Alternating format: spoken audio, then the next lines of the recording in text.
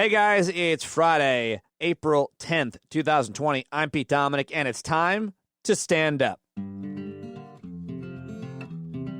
Joining me on today's show, Dr. Jeff Sachs, one of the most respected economists in the world, talking about what else other than COVID's effect on the economy. COVID? Am I calling it COVID now? Coronavirus? I'm calling it the pandemic still.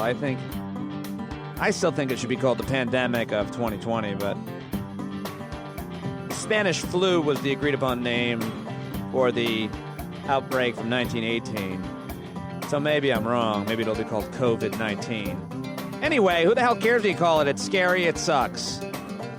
But Jeff Sachs is an expert and a great person to talk to about its effect on the economy and what America needs to do better, what other countries have done better. Also, Dr. Aaron Carroll joins me today. We had a great conversation about his article in the New York Times that Barack Obama shared. Yeah, that Barack Obama. Is there another one? He tweeted it out. He tweeted out Aaron's article. How about that? Also, in this conversation with Aaron, I asked him to go grab a book on the bookcase behind him because we were in a Zoom chat, and he grabbed the book and told me a fascinating story about the author and the book, and it's worth listening just for that. Also got some latest recipes from him. He's cooking Indian food now. And finally, Dr. Christian Finnegan. That's right, 3 doctors on today's show. I'm kidding. Christian Finnegan is not a doctor, but he should be a doctor of comedy and thoughtfulness. I've convinced him to once again wrap up the week in news, including some that are undercovered. So that is all coming up. Jeff Sachs, Dr. Jeff Sachs, Dr. Aaron Carroll, Christian Finnegan first. But thank you very much, as always, for your subscriptions to the show on Patreon, patreon.com/Pete Dominic. New people signing up every single day, over 500 now. And if you're listening to the show on a regular basis, I'd love for you to subscribe for as little as $5 or more. So we're looking forward to meeting more of you and talking with more of you, talking to listeners off the air every day, recording conversations, sharing them. And the only thing I used to say here at the beginning of this show and my show on SiriusXM, something to the effect of this show deals with the most important issues in the world. We talk about all of the most important issues that are affecting you and your community and your planet. I would always say that. And that is still, of course, true of this show. But everything now is, at least temporarily, for a while, going to be seen through the lens of life in the pandemic. So I don't know about you. I've been talking to a lot of listeners about this because I always want to hear from you on everything. And it seems that all we think about and all that we talk about is this to some extent.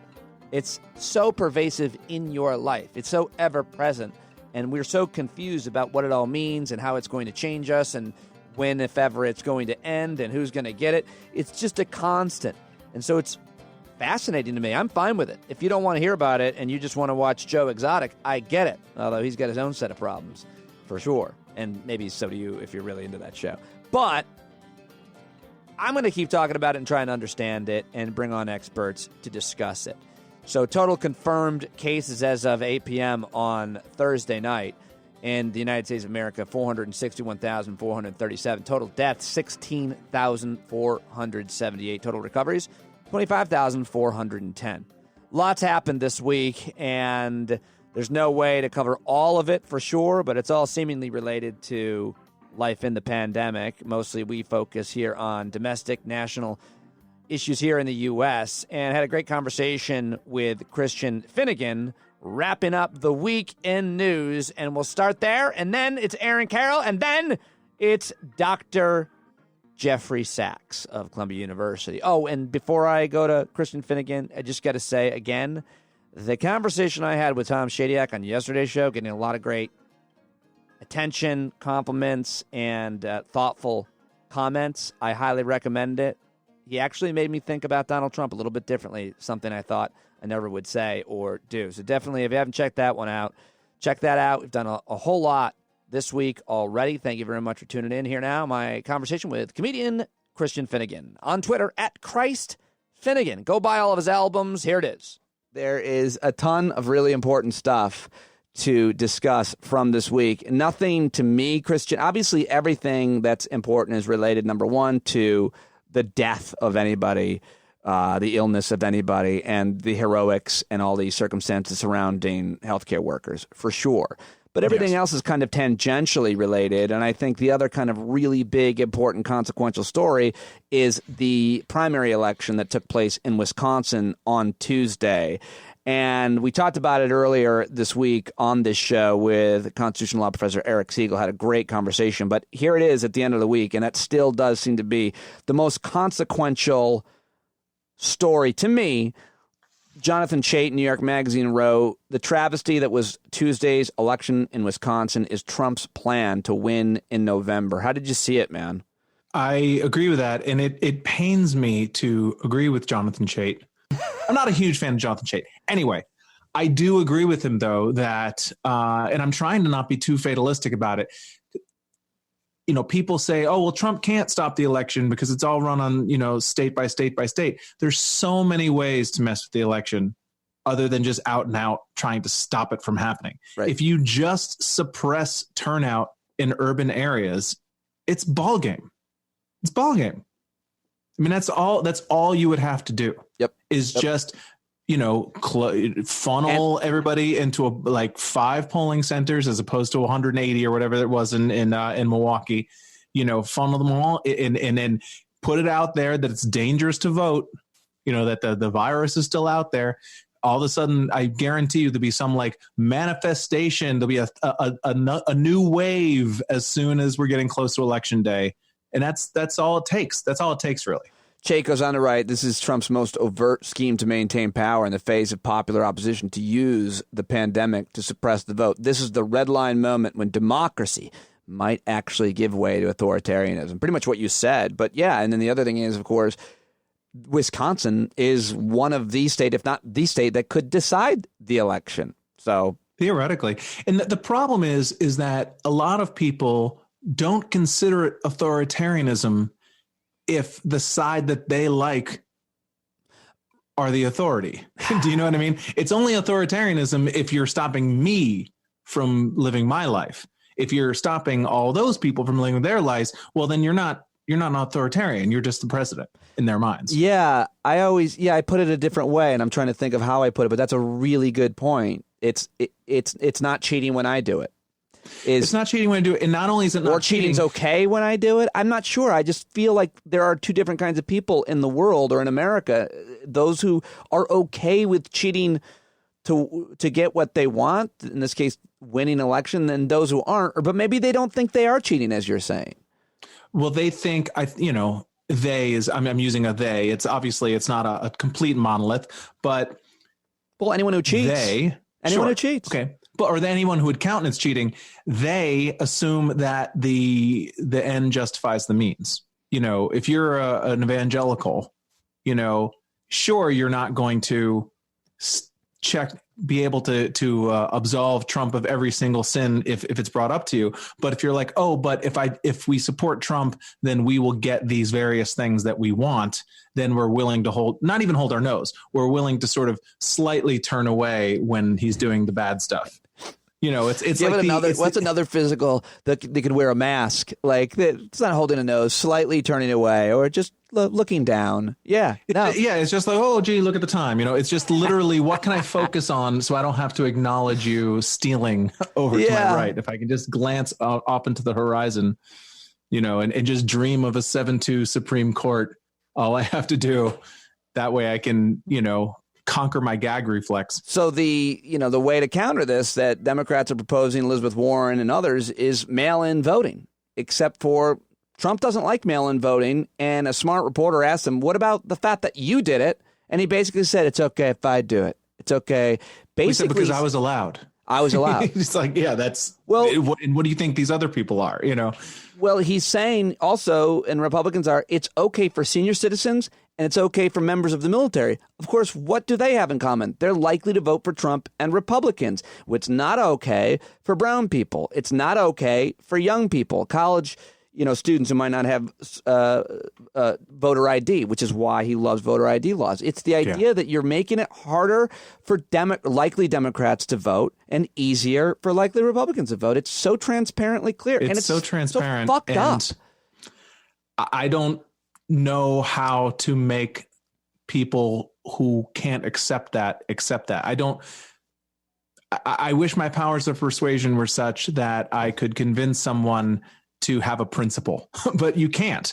You know, I mean, it's that old quote of like, you can't get someone to believe something when their paycheck requires them not to believe it, right, you know, right. Although we're not talking necessarily literal paychecks, but how can I convince you of what the right thing to do is when you directly benefit from the wrong thing to do? Right. Right. You will, as long as you have some sliver, as long as they can find one, sliver of voter fraud somewhere. That's where people are like, I can't believe they're wasting all this money on voter fraud investigations when they've only found 10 instances in the past 20 years. That's all they need.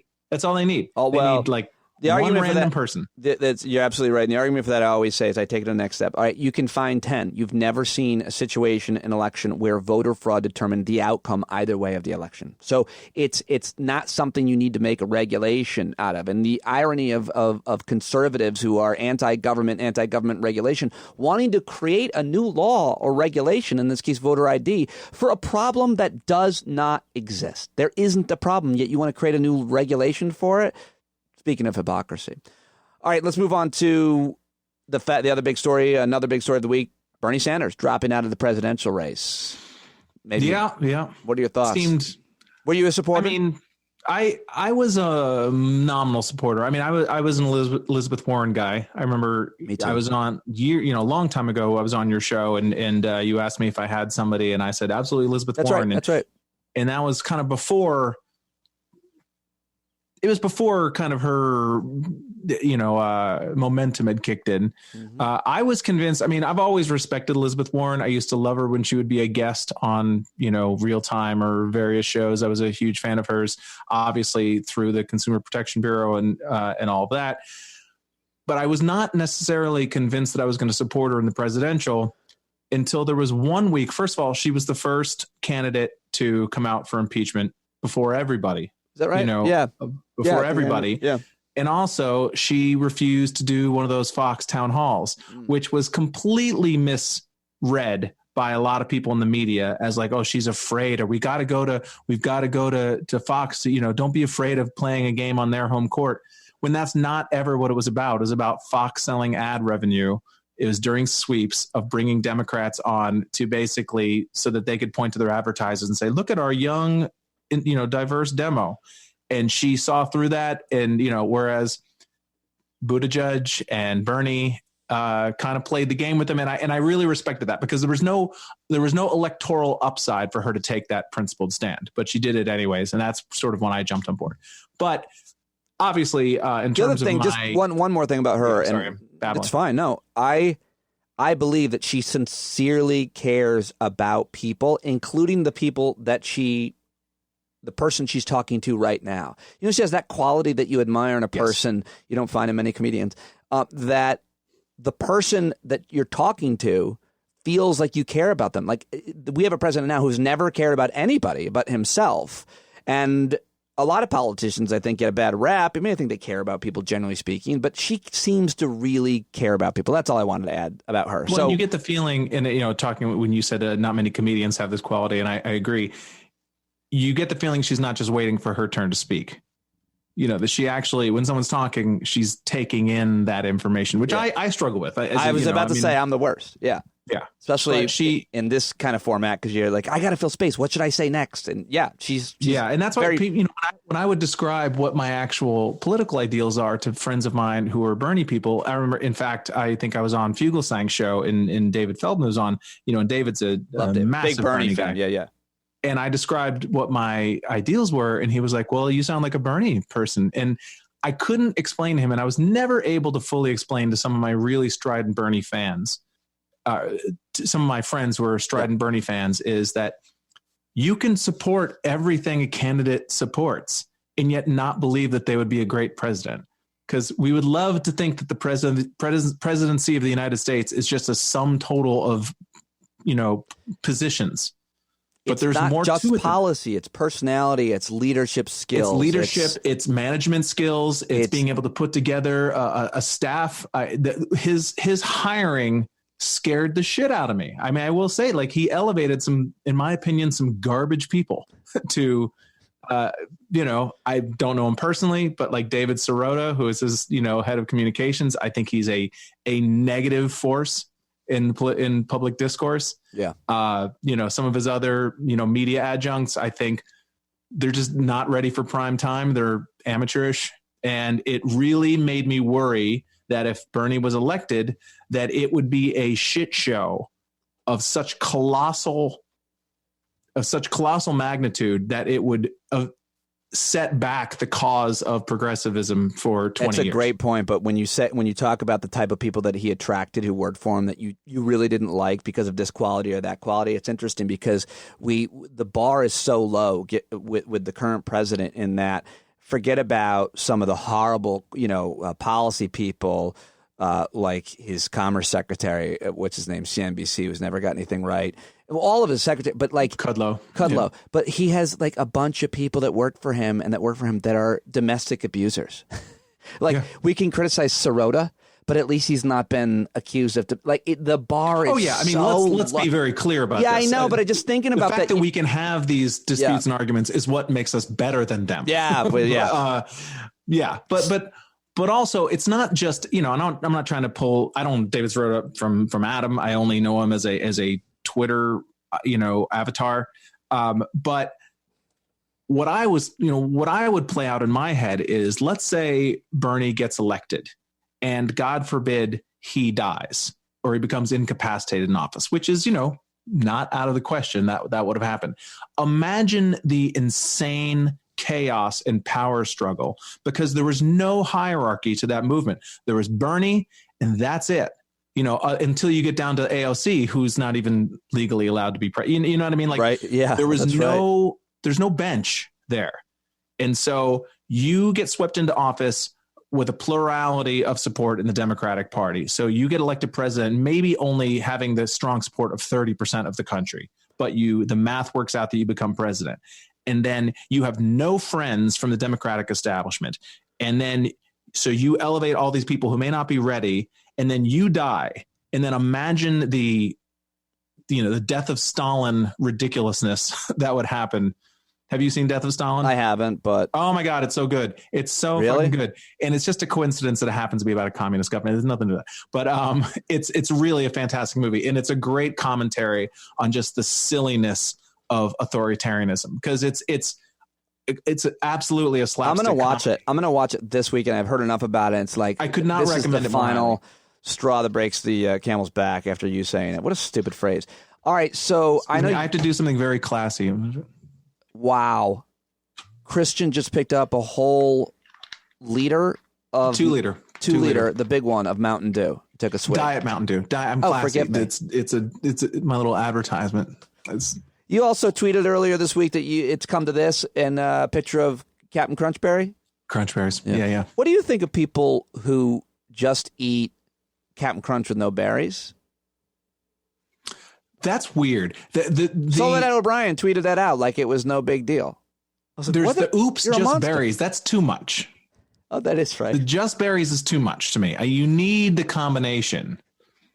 And, it's an injurious food. I'm laughing because that branding got me. That's a funny thing. Oops, just berries. Yeah. That's what it's called. Oops, just berries. Yep. Whoopsie. It's delicious. I know your time is short, and I want to get to this other article. Oh, yeah. Please. You have another interview to do. Christian Finnegan joining me. But you sent me this really important article, and I've been wanting to talk about this with some experts, and anybody who rents is an But you expert. couldn't find any, so let's do it. No, I will get somebody on this. But, I don't know. I'm assuming you rent your apartment in New York. I don't know. But this piece that you sent me from the New Republic is really good by Daniel Boguslaw called Rent Strike Nation. Interest in tenant activism has surged in the face of coronavirus. Organizers are trying to seize the moment and build a movement. And in this article, it includes some really good historical perspective on rent strike. But what are your thoughts on it? What are you hearing from your friends, your co-New Yorkers about? I'm absolutely I'm so terrified about it that I'm not even scared. If that makes any sense. About what? About rent in general. Yeah. About what it will do to New York if this is still happening 3 months from now. And, and also personally, because we have our apartment, but also my wife owns QED Astoria. She has a commercial lease as well. And we're actually moving out of our apartment in a couple weeks just because we can't justify paying 2 rents at the same time. We're putting all of our stuff in storage, and we're going to be living upstate until we get through this. We rent our apartment in Queens, and then we have QED, and then we own a little tiny cabin in upstate New York, which is where I am now, and we can't afford it. We cannot afford. Who can? The choice is either moving out of our apartment or closing my wife's business, and we're not going to do that. And so, and we're better off than a lot of people. We're in a better situation than a lot of people in the sense that we were already kind of planning on moving this spring before coronavirus hit, but we were planning on moving into another apartment and not just into storage. Well, I'm sorry to hear that, but you are in the same boat as millions of other New Yorkers and people who rent in cities all over the country, as this article talks about. Yeah. What is the center can't hold. And I try to not fall into just that kill your landlord. It's a famous Mr. Robinson's Neighborhood poem. Was it remember Mr. Robinson's Neighborhood, the Eddie Murphy sketch on SNL? Yeah, I don't remember that one in particular, but go ahead. Oh, yeah. maybe it was when he was in jail. It was a jail poet. Eddie Murphy played a jailhouse poet, and he written a poem called Kill My Landlord. Right. Anyway, it's a classic. But I don't want to just automatically jump to scorn against landlords in general. There are some landlords that are literally there's somebody who I follow on Twitter. Her parents are, like Haitian immigrants who bought a 2-family house and rent out the bottom. So it's like, there are a lot of those just neighborhood folks who rent out an apartment, but it is hard to have a lot of sympathy for landlords right now. They seem to feel like they're the only ones who don't have to take a hit here, because there's the Michael Gianaris, who's a state senator in New York, is the sponsor of the cancel rent bill in New York State. Mm-hmm. And it has just hit a wall. I mean, I've been following, Twitter updates and his, press releases about it. And it just seems to it's gotten stuck in the muck of New York State politics because the real estate lobby, the developers and they donate to the campaigns of all these politicians a lot. Yeah. They're very, very powerful lobby in New York, and I'm sure everywhere. Yeah. And it's really hard to accept them saying, well, hey, we have bills to pay. It's like, well, we all do, but we all have to take a bit of a hit here. I don't know why it necessarily has to be all or nothing. Why can't they pass something saying everyone pays 25% of their rent for the next 3 months just to cover essential maintenance and like your super getting paid and things like that? Why can't they pass something saying everyone pays 25% of their rent for the next 3 months just to cover essential maintenance and like your super getting paid and things like that? Why does it have to be something all or nothing? In that article that you sent me that I'm talking about, it also says that in a demonstration of just how far the economic damage wrought by the coronavirus is extended, corporations ranging from the Cheesecake Factory to Subway, the sandwich chain, and Mattress Firm have initiated rent strikes of their own. Like the Cheesecake Factory CEO sent a letter to the landlords of their stores and the franchise landlords said, please understand that we do not, we're not going to be able to pay our rent. See, this is delicious because it's almost like, in a strange way, it's almost collective bargaining. It's capitalism gone so far that it almost becomes like a union, in the sense that there are all these empty storefronts just in Queens, because that's where I live. There are all these buildings that are empty storefronts that have been empty for 8 months because the landlords don't want to rent them to some mom and pop. They want to rent it to Starbucks. They want to rent it to, because it's a safer bet. Do you know what I mean? If I rent a Cheesecake Factory or Subway, I know my rent's going to come due. Well, good. All right. You made that choice. Well, now look what happens. Now you've created these blocks of companies like Cheesecake Factory that if they decide not to pay their rent, there's really nothing you can do about it. And so I never would root for corporations in this capacity, but there is a delicious irony to all these landlords wanting to basically sell out New York City by just inviting chains in constantly because they're a safer economic bet, and then having that come back to bite them in the ass. It's even more delicious when it's the Cheesecake Factory. I'm not a Cheesecake Factory hater. Somehow I knew. Some good stuff on that menu. Oh, I thought you were going to be critical. No, I mean, it's a Cheesecake Factory. It's ridiculous. But as far as ridiculous places go, they have a good Asian chicken salad. Completely agree. Christian Finnegan, wrapping up the week with me. Thanks for joining me again, pal. I know Always a pleasure, man. You're out of time. I appreciate it, pal. Thank you so much. Talk to you soon. All right. Comedian Christian Finnegan. Follow him right now on Twitter at Christ Finnegan. Hopefully he'll continue to join me on Fridays to wrap up the week. And now let's get to the experts. Dr. Jeff Sachs coming up. But right now, the man whose New York Times article Barack Obama tweeted out this week. My conversation with Dr. Aaron Carroll right now. I'm hitting record. It's Aaron Carroll Show, everybody. Oh my God, I just shook like the whole room, the camera shaking and everything. Hey, man. How are you? I am good. What did you make to eat this week? So Tuesday was like an Indian thing. Like I made chicken ruby, which was like a Mercani sauce from the Dishum cookbook, like a fancy rice dish, and dal Mercani, and I made naan from scratch. No way. And then yesterday I smoked a brisket for our Seder. What is your failure rate? The brisket was overdone. It was my first real fail. Is that right? I forgot how much meat I'd trimmed, and usually I go with such a big brisket. I expected it to take like 10 hours or 12 hours, and it probably only needed like 7. And it was a little overdone. What is your generally? What is your Passover Seder celebration like? Who do you get together with? We would usually either get together with friends, or usually friends. I mean, we don't really travel for. So it wasn't too abnormal to have it just the 5 of you. It was normal for it to just be us in the house. It was. Like it would never be just us in the house. We would always do it with friends. Is it appropriate to say Happy Passover? Sure. I think Chag Sameach is like what in Hebrew. So yes, absolutely. Are you choking? You good? No. Yes. Yeah. Say it again. You being anti-Semitic there? Is that anti-Semitic?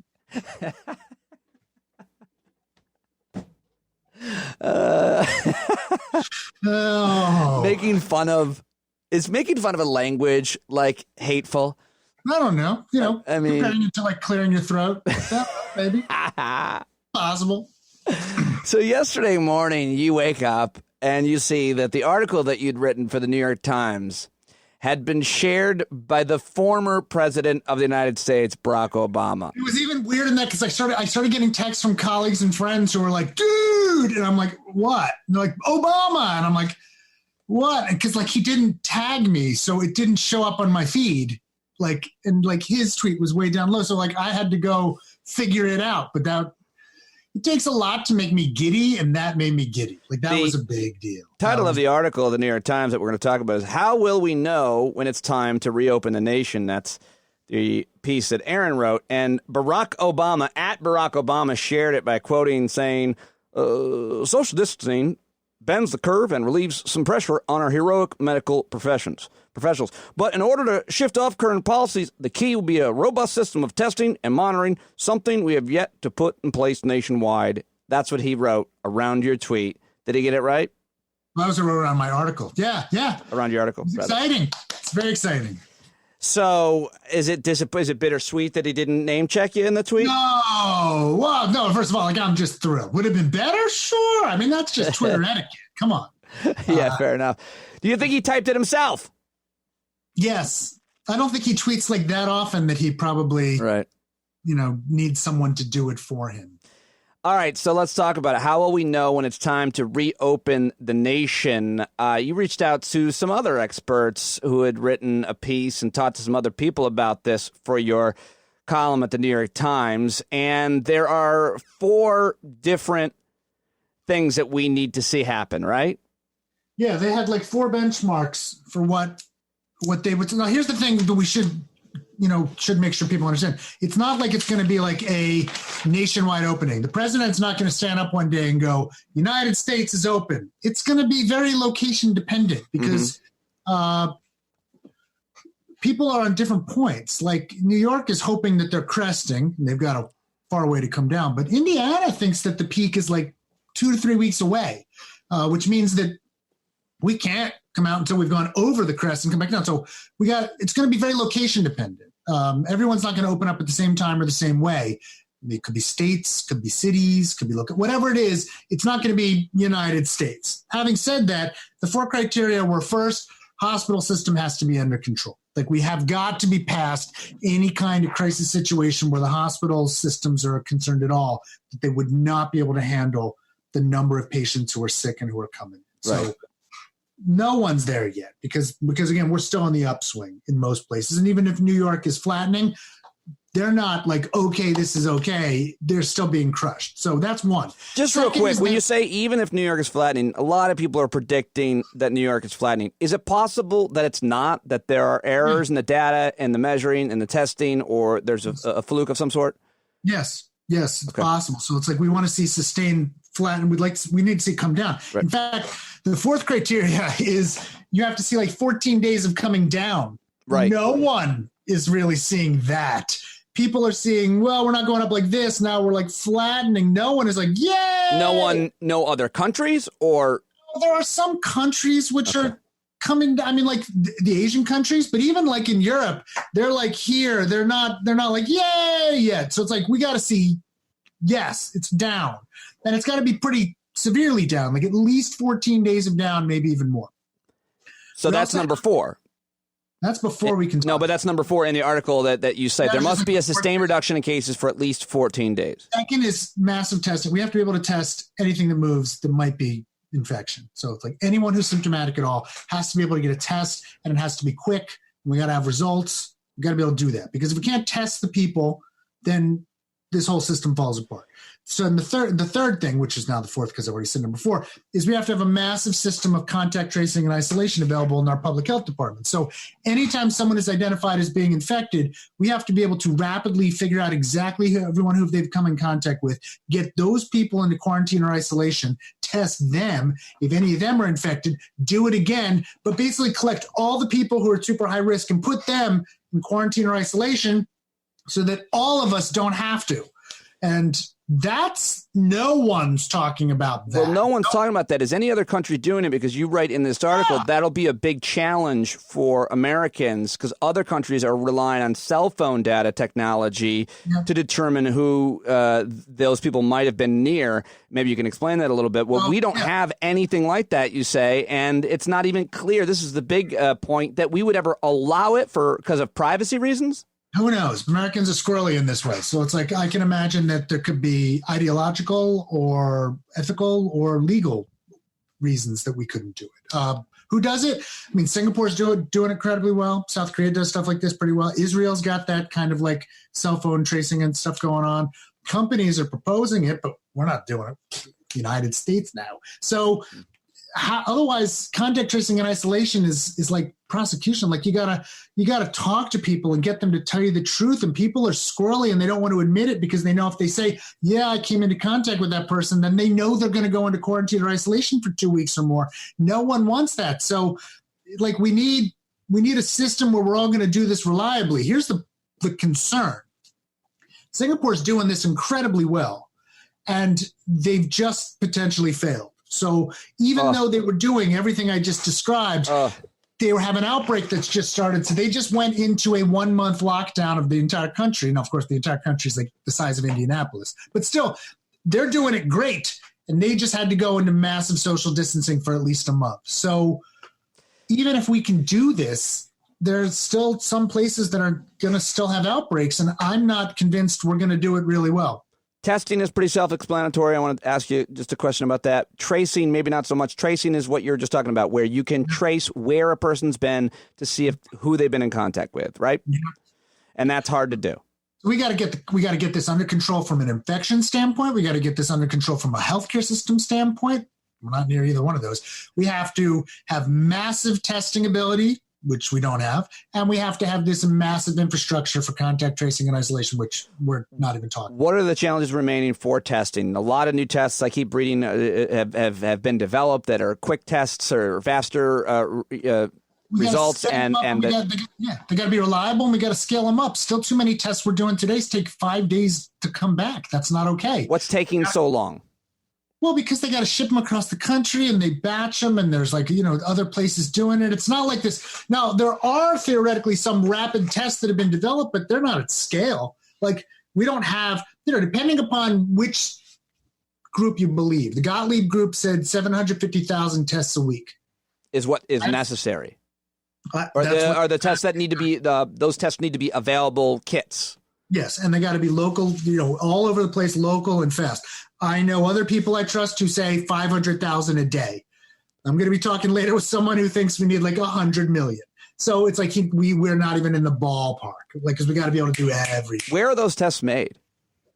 Companies. I think Abbott, makes the newest rapid test, but not at this scale. No one's churning out hundreds of thousands of tests a week. They're just not doing it. So it's all this piecemeal stuff, localized stuff, and no one's got yet the capacity that's probably necessary to do that. So if we can't, we got to figure out some other ways to do surveillance and monitoring, but they're not as reliable. And anytime it breaks down, we're all going back into this. What, if any, what are the most egregious or dishonest lies that you've heard from leadership? I feel like the one that we heard weeks ago from the President of the United States, and we've heard a number of times, is that anybody who wants a test can get a test. Yeah, that has not yet been true anywhere. Never. Well, it's true if you're an NBA player. That's not the rest of us. Maybe that's what he meant. Well, I mean, but it's not. And Congress can get tested anytime they want to. I've heard some, from some very wealthy people that they couldn't get tests either. I mean, so even if you do have connections and resources. No, I don't think it's just a matter of money. I just think it's also a matter of access and fame. So that's never been true, though, Aaron, that there's that anybody who wants a test can get a test. Oh, no. Well, again, I was joking. But no, of course that's never been true. But there's so many. Look, remember when we were all going to be opened up by Easter? Well, what's bothering me most, they're pulling dates out of the air. They're just literally grabbing at dates. Right. There's no discussion of, and this is why I wrote the article, there's no discussion of what do we need to have completed in order to start to talk about reopening, and what do we need to do to get there, and where are we along those lines? But this is what kills me. There's a press conference freaking every day. Nobody's asking those questions. It's just dates. It's meaningless. Forget the dates. What are the criteria, and how far along are we, and what are you doing to get us to those criteria? Which is the argument as why experts like you should be asking the question. So if you had one question for the President of the United States, what would it be? What I just said. What are the criteria for opening? How close are we to any of those criteria, and what are our plans to get there? Right. But the president won't be able to answer. They won't answer that. That's a nasty question. What's your name? Who are you with? That's a nasty. Why don't you ask me a question about the tiger person? Did you see that? Just started watching that last night. I got to be honest, the first episode was I'm hoping it takes off. Oh, really? You're going to keep watching?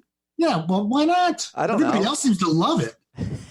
I've heard from some smart people that just don't get it. So wait, Sean Hannity says that an immediate end to lockdown could happen in some areas. He said we can probably now open low infected parts of the country. What about Hannity? Does he have a point? Where is the low infected part of the country? Name one. Wherever there aren't a lot of infections, Montana. Well, okay, first of all, there's, I think, almost no counties left where there are no infections. But, is that because we're not testing? Or is that, how many tests are being done in Montana? Probably almost next to none. Right. So it's part of this is we don't even know where we don't have the capacity to do the monitoring to see where are the low infected parts. If there's actually if we get to the four things and we have systems in place and we're testing and we've shown that there are very low infections, yes, you could probably start to open up those areas of the country. But even that, it's not going to look like it did before. You have 45 seconds to get up, go get any book you choose, come back and give us a quick review. Just why? Well, what do you want? What kind of book? Whatever book you want to grab. Make it easy. Hilarious angle that you just turned around and looked at it, pondered. Let's do this. You can see I'm also wearing this is my pajama pants. That's really all I wanted to do, is get your pajama pants for the national viewing audience. This is my all-time favorite author. the first book and probably like her best. Oh, is it like, do you see this or is it backwards? I see it. Oh, come on. Robin Hobb, Assassin's Apprentice. It's like part of the first three, like, what is this? What genre would you put it in? Fantasy. Yep.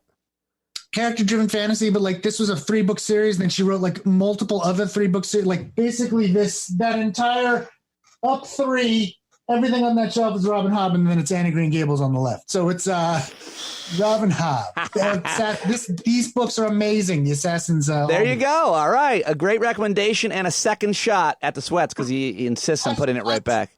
I'm so glad I asked. Most of that third row is all Robin Hobb. All right. Thank you so much. I'm so glad I asked about that. Robin Hobb, everybody. More importantly, Aaron Carroll. Thank you.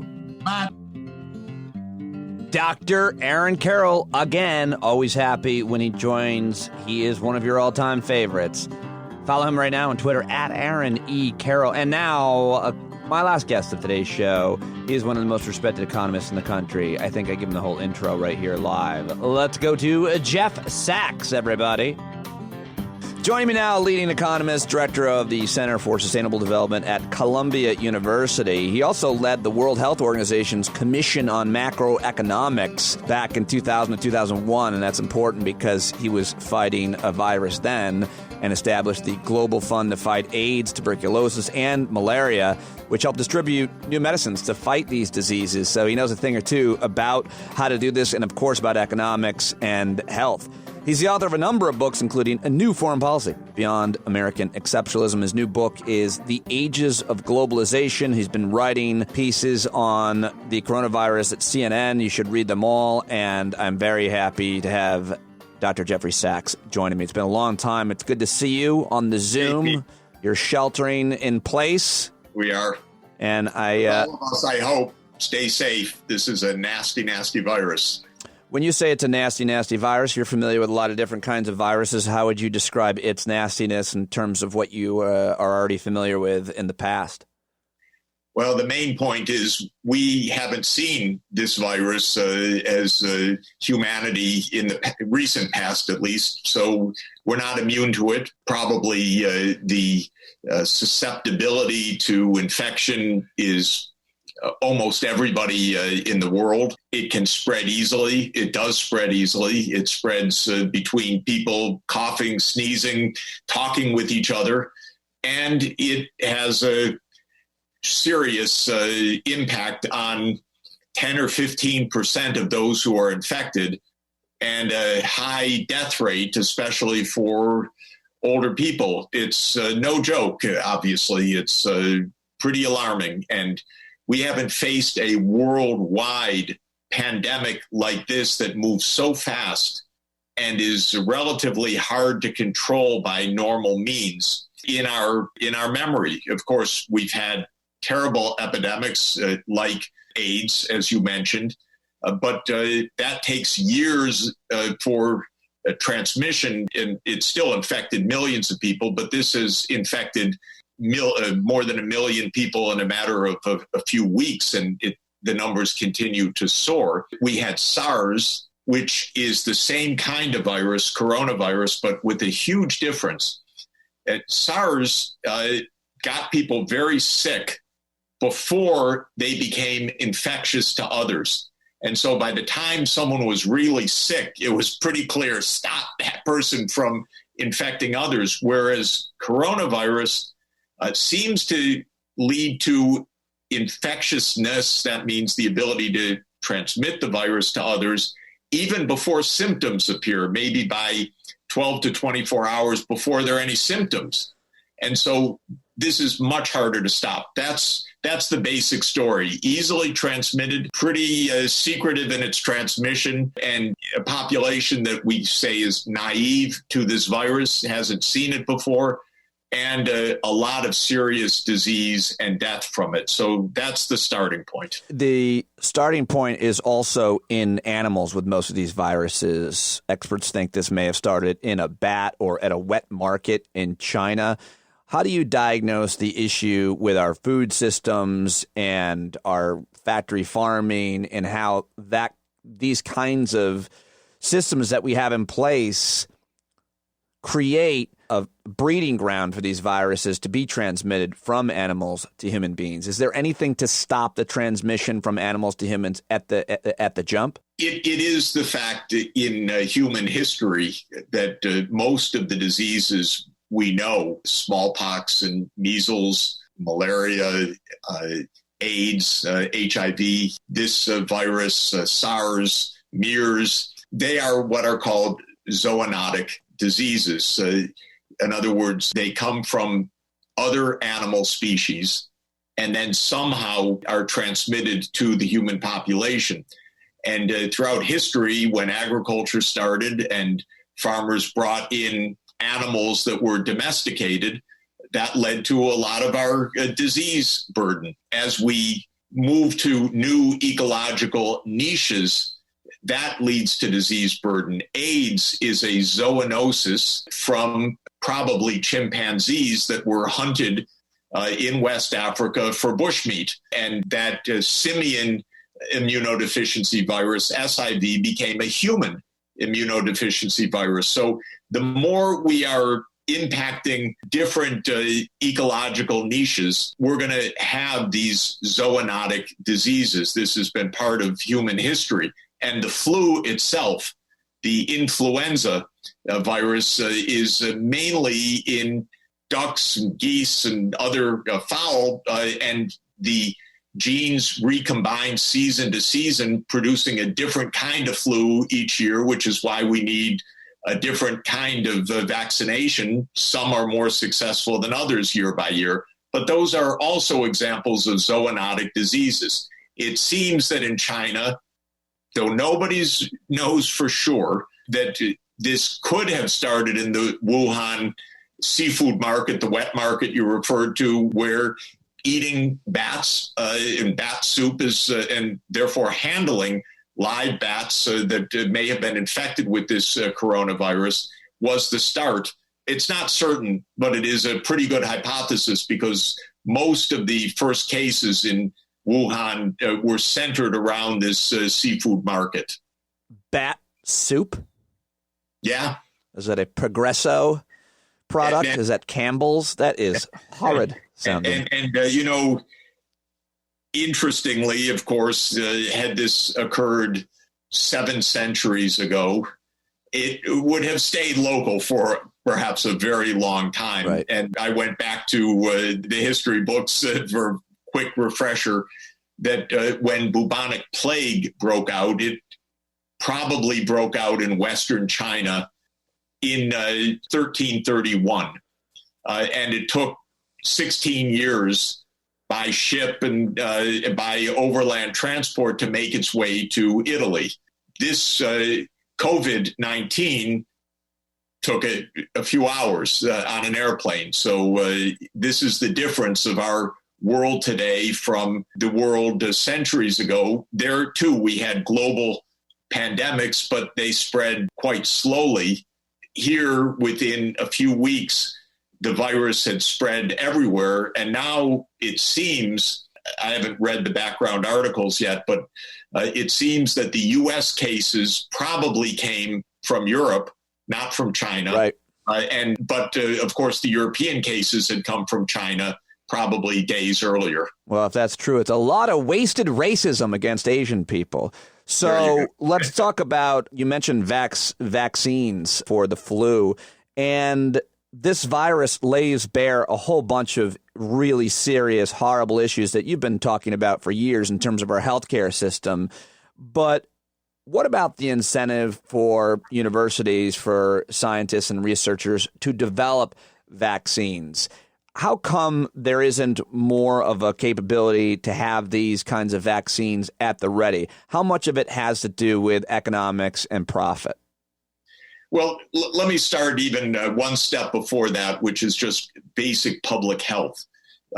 Our medical system is geared towards earning money for providing services to treat or cure people.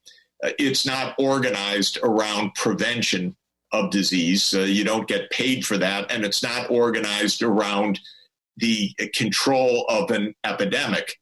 So our insurance policies reimburse hospitals and doctors for treating people. In order to have public health, we need to have a government that implements a public system.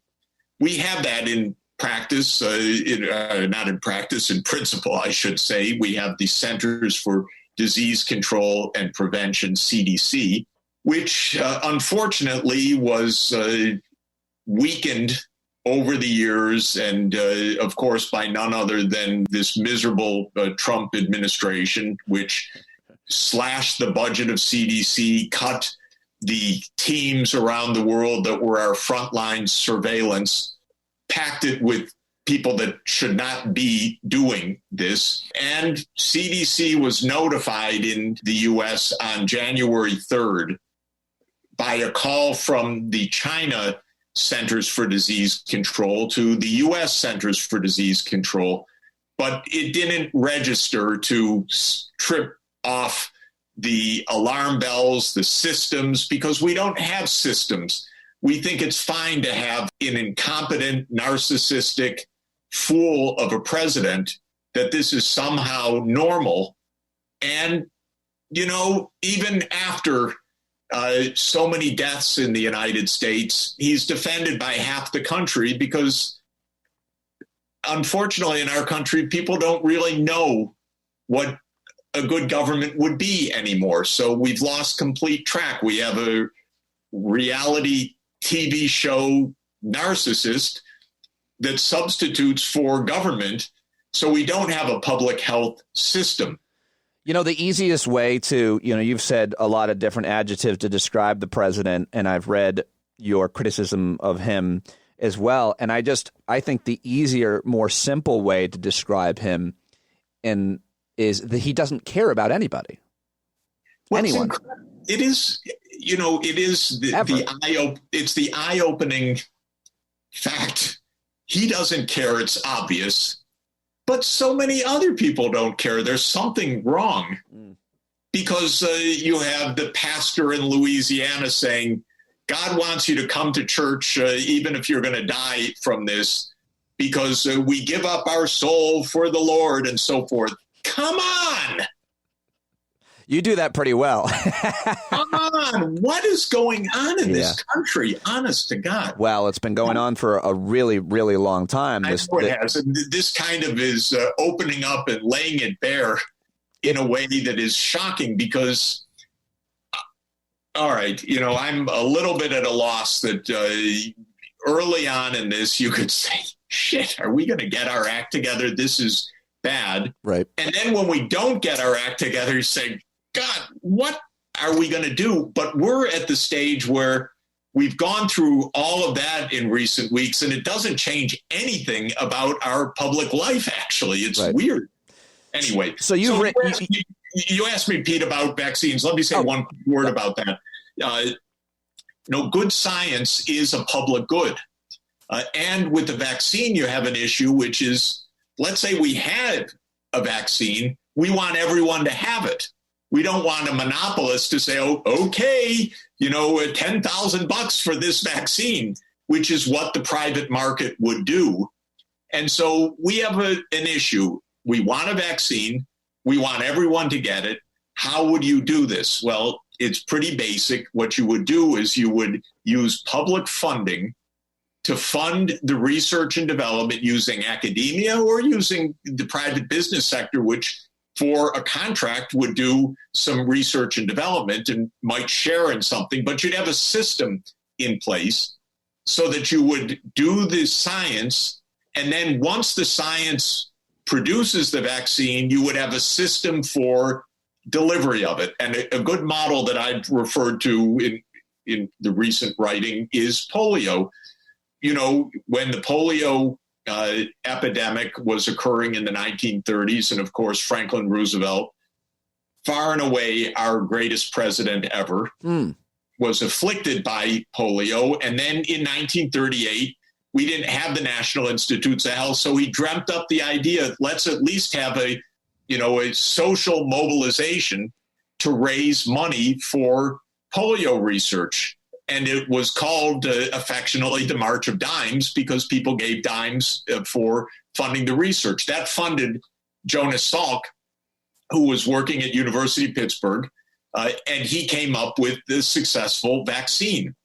Then the vaccine was distributed for free. It wasn't a monopoly patent. It was available for everybody. And in a famous interview, which people can watch online, the great CBS reporter of the day, Edward R. Murrow, interviewed Jonas Salk and said to him, "Who owns this patent for your vaccine?" And Salk looks at him and says, "Well, it's the people. Could you patent the sun?" he says. And of course, we learned afterwards, yeah, you can patent the sun. We're going to give it to some oligarch billionaire. And if you want sunshine, you're going to have to pay a royalty on that. That's how we work in our society these days. But if we wanted to do it, we would say this is of public interest and so on. And we have, just in our cast of misfit people in government right now, the head of the Health and Human Services, HHS, is like everyone in our government, literally a lobbyist for pharma. And so when he went to testify about the development of the vaccine, and a congresswoman asked him, "Well, Mr. Secretary, will this be affordable for everybody?" He said, "I don't know what's the pricing going to be. This is going to be sorted out by the private market." Alex Azar. Yeah. And by the way, are you kidding? Because the NIH is going to be paying for the science.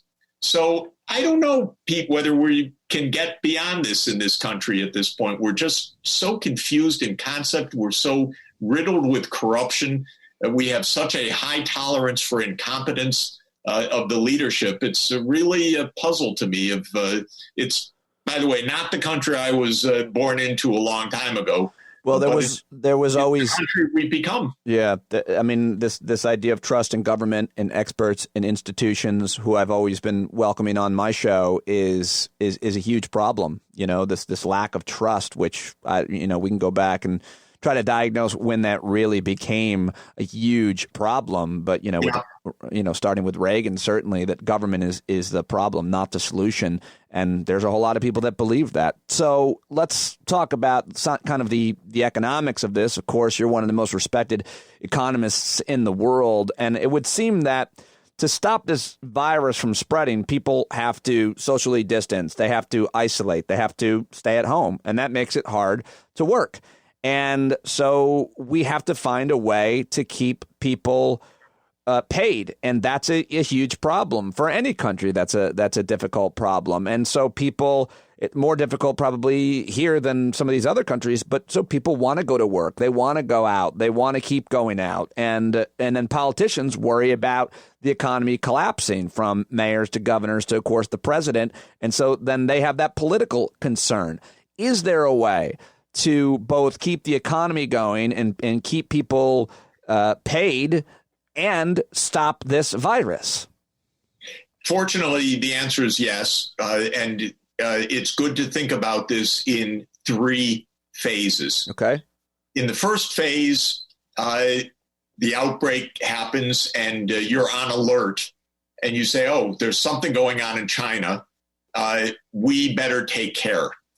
So a few countries did that: Taiwan, Singapore, Korea, Japan, basically countries that had had the experience of the SARS epidemic in 2003. They went on high alert. They started screening incoming people. They put their whole public health apparatus to work to inspect for symptoms, to put that little thermometer thing on the forehead of people coming in, of testing people going into buildings and so on. They, in the first stage, contained the epidemic. So if you look at this, in East Asia, there are cases, but there's not an epidemic like we're experiencing it in the U.S., and there never was, because from the beginning they contained it.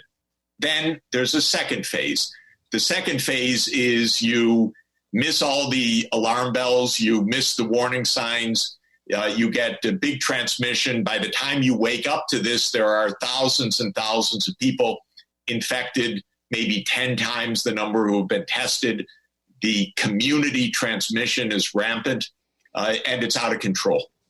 Then contact tracing and containment is probably not feasible at the start of that. It's just too much. And so you go into a lockdown mode. That's what we are in the US right now. We're in a lockdown mode. It's not a very targeted solution. Instead of saying that infected people should be kept away from non-infected people, the solution is everybody should stay away from everyone else until we sort this out. Now, the advantage of this lockdown is that the amount of infectious transmission goes down simply because people aren't seeing each other. But the cost is extraordinary. The economy goes down 30-40% during these weeks. Small businesses make no money. Lots of people go bankrupt, and so on. Unemployment rolls soar. But the idea is you not only stop the spread of the new infection, but remember that the disease lasts 1 to 2 weeks, at the end of which the vast majority of people recover. And unfortunately, something like 1% die in the end. But the vast majority of those who get the infection recover. And by the way, probably are immune to a reinfection, at least for another season or two. Okay. The idea of the lockdown is not that this is our new permanent reality. If it's done right, the idea of the lockdown is let's get back to where we should have been with containment, where there are just a few cases. Then you enter the third phase. The third phase is, okay, we've gone 60 days not seeing each other, living at home, sequestered, but the amount of infection is way down. What do we do now? If you just open up as if life is back to normal, this infection just comes back. Right. You haven't solved anything because this is an epidemic. So what you have to do is replace the shutdown mode by the public health containment system. So by the time you lift the lockdown, you have thousands of workers ready to pounce on anyone with a symptom, get them online, help them at home. You must stay sequestered. At businesses, I want the businesses to take the temperature of people coming into the office building or into the factory floor for the next 6 months. When people are sick, coughing, showing symptoms, not smelling, being able to smell their food or other things properly, that's another weird symptom of this coronavirus. You go home, you get tested, you stay at home, you have social support to get the food you need or your medicines or other things. If you're living in a place where there are so many people packed together that you're going to get them sick, there is a hotel room that the government provides you during 2 weeks or 3 weeks, which is a quarantine capacity, which is another, or in a gym, or some other place where it's safe, distant, and you're fed and taken care of. But the idea of the third phase is that the people without symptoms go back to daily life. The economy goes back not to what it was before, but to something that isn't a lockdown. And it's the people with symptoms that are at home now, not the whole population. That will work if we're really vigilant. Two kinds of vigilance. One is there will be people at home that are symptomatic that want to go out anyway. And no, you can't really, because you'll infect others. And there will be people in general circulation that don't have symptoms that are really infectious because they're so-called pre-symptomatic. Their symptoms are coming later. Right. Maybe it's hypothesized, but not sure, that there may be asymptomatic people who go through the whole course of the disease without ever showing a symptom, but that's not absolutely sure. In any event, we will have infection spreading. So what do? You have to be alert. Your friend doesn't look good. Hey, go home now. Our cities have to be alert. You will be supported with sick leave. If you have symptoms, you must go home. we should wear masks, face masks, like they do in Korea and China and Japan and elsewhere, and have for 20 years, basically since, or almost 20 years since SARS, because that's a good precaution. We should have people taking temperatures of people going into movie theaters or shopping malls or train stations or metro stations for the next few months. But the idea, Pete, after this long-winded description, is we don't have to remain locked down forever. We have to remain locked down for a few weeks, but not just sit there and say, okay, it's Easter, time to open up, but rather use the time to build what we should have had in the first place, right, a public health surveillance system. And that's what I'm encouraging, every place I can reach. Don't waste this time.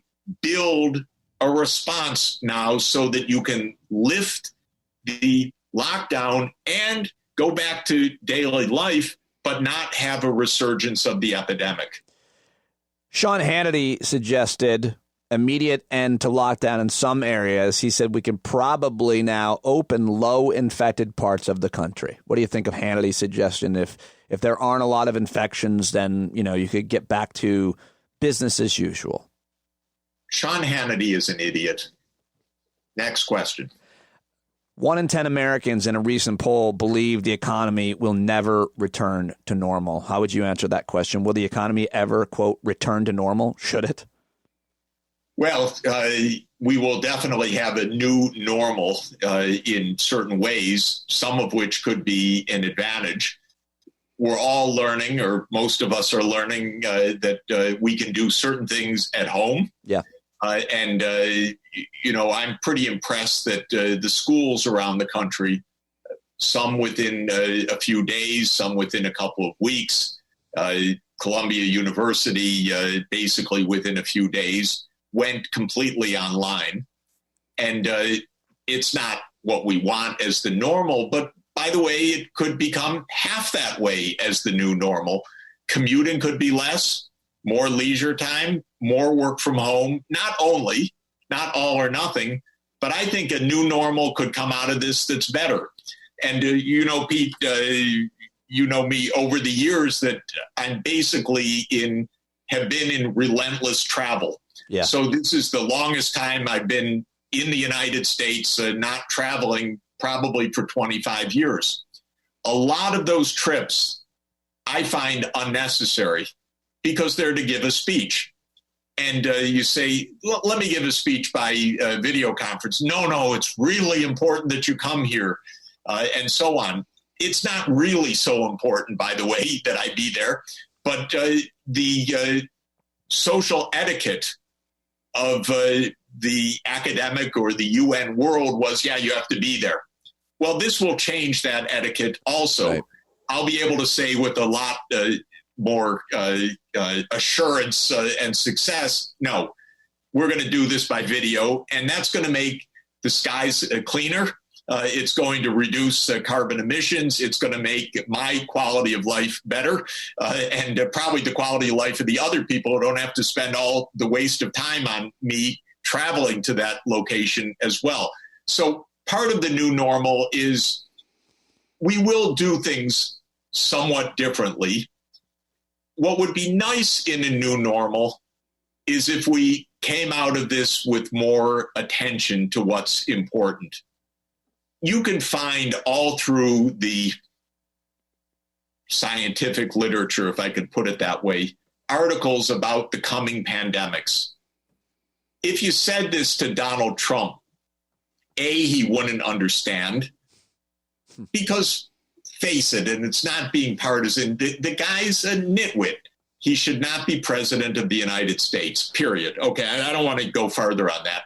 But there's a lot on this. Yeah. We're not attentive to these things.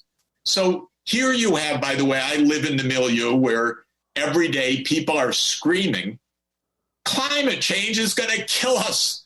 It's devastating. And it, by the way, is. But it isn't heard by the politicians.